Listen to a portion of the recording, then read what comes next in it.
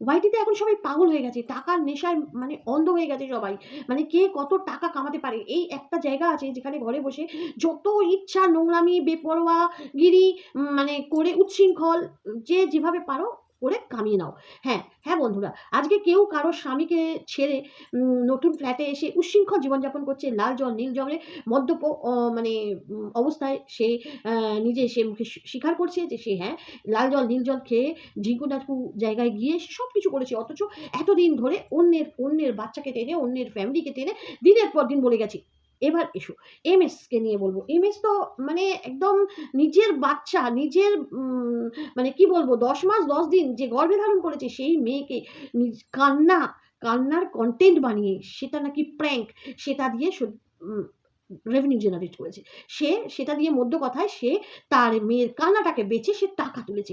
ভাবতে পারো এরকমও মা পৃথিবীতে আছে যে মেয়েকে কনটেন্ট, মেয়ের কান্নাকে বেচে খেয়েছে। হ্যাঁ, তারপরে এসো মারিয়া। মারিয়া আজকে তার প্রাইভেট লাইফ, বিয়ের পর যে স্বামী স্ত্রীর একটা স্পেশাল মুহূর্ত থাকে, সেই মুহূর্তটাকে তারা আমাদের ওয়াইটির সামনে নিয়ে এসে মানে কি বলবো লজ্জা জ্ঞান হারিয়ে সে কিনা ওপেনলি ভিডিও করতে শুরু করে দিয়েছে। তো হ্যাঁ, মানে কিছুদিন আগে যেসব শর্টস ও ছেড়েছিল সত্যি সেগুলো চোখে দেখা যাচ্ছিল না। যেটা আজকে স্বামী স্ত্রী একটা বন্ধ ঘরে করে, বন্ধ ঘরে। আমরা সবাই জানি যে স্বামী স্ত্রীর একটা স্পেশাল মুহূর্ত তারা বন্ধ ঘরে কাটায়। কিন্তু মানে তাদের মানে কি বলবো চাহিদা বলো, তাদের উত্তেজনা, তাদের সবকিছু তারা সেখানেই নিবৃত্তি ঘটায়। কিন্তু এখানে দেখা যাচ্ছে যে এই কাপল যে মারিয়ার কথা বলছি, এই মারিয়া মানে এতটাই মানে উচ্ছৃঙ্খল জীবনযাপন করছে, মানে সুকে নকল করে। সু তো একদম গেছে, জঘন্য থেকে জঘন্যতম হয়ে গেছে। সে লাল জল, নীল জল খেয়ে সে ঢিঙ্কু নাচু করে মানে সে সতীপনা সেজে এতদিন লোকের পিছনে মেরে গেছে, লোকের পিছনে বাঁশ ভরে ভরে দিয়ে গেছে।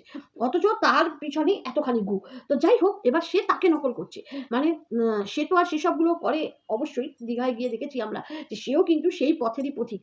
এখন তাকে ভিউজ কামাতে হচ্ছে কি করে? না শারীরিক মানে মানে দম্পতি শারীরিক যে মানুষের যে স্বামী স্ত্রীর যে একটা ভালোবাসা, সেই ভালোবাসাটাকে বেচে বাড়িতে খাচ্ছে। মানে কত রকমের পাবলিক, যতক্ষণ না তুমি দেখবে, যতক্ষণ না বুঝবে, ততক্ষণ কিন্তু তুমি মানে ভেবে উঠতে পারবে না যে তুমি কি দেখছো, মানে কি হচ্ছে ওয়াইটিটাতে।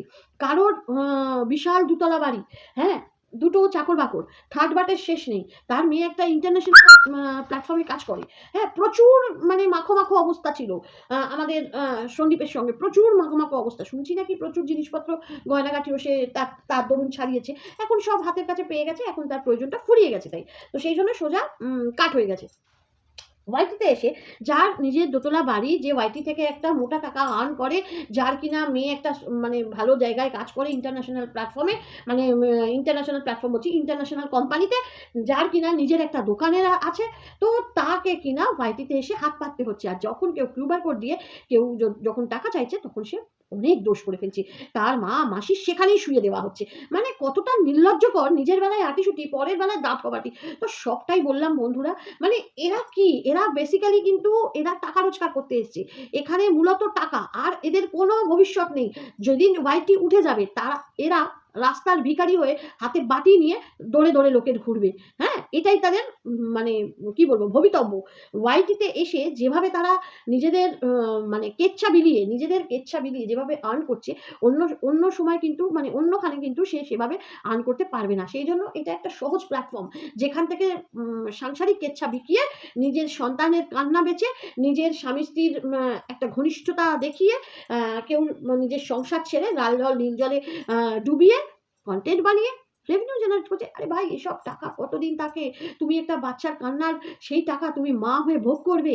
হ্যাঁ, মা হয়ে ভোগ করবে। সেই তুমি যদি প্রকৃত মা হতে না, তাহলে কিন্তু সেই ভিডিওটা তুমি প্রাইভেট করতে সেই টাকাটা দিয়ে তোমার মানে খাওয়াই উচিত নয়। মানে সেই টাকাটা নয় তুমি কাউকে দান করো, আর না হলে তুমি যার চোখের জলটা ফেলিয়েছো সে তাকে খুশি করো। বুঝেছো? এটাই হলো কথা। তো এখন ওয়াইটিতে নোংরামির পর নোংরামি, এখন সব ওই আন্দারি হয়ে গেছে, চোখে পট্টি বেঁধে নিয়েছে আর কি, সব কিছু দেখতে পাচ্ছে, কিন্তু তবুও এখন আর নোংরামিগুলো চোখে পড়ছে না। এখন তো সব ভদ্রলোক হয়ে গেছে, ভদ্রলোক।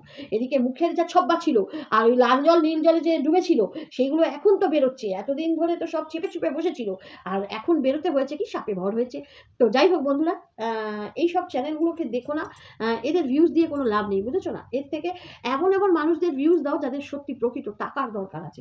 তো চলো বন্ধুরা, আমার বাড়িতেও অনেক কাজের মাসি, রান্নার মাসি, আমার বাড়িতে ৩টে নয় ৪খানা লোক আছে, কিন্তু না তার কেন বলো তো? নজর, মানুষের নজরটা এত খারাপ না, মানে যে কোনো মুহূর্তে তোমাদের ওই নজরে গ্রাস করে নেবে। তো সেই জন্যই এই যে দেখো, এই যে সীমাদি, এই যে যেমন দেখিয়েছে, এখন তো এমনি বাঁশ খাচ্ছে ২জন ৩জন করে কাজের লোক, রান্নার লোক দেখি। তো যাই হোক, এটাই বলবো এইসব মানুষদের থেকে।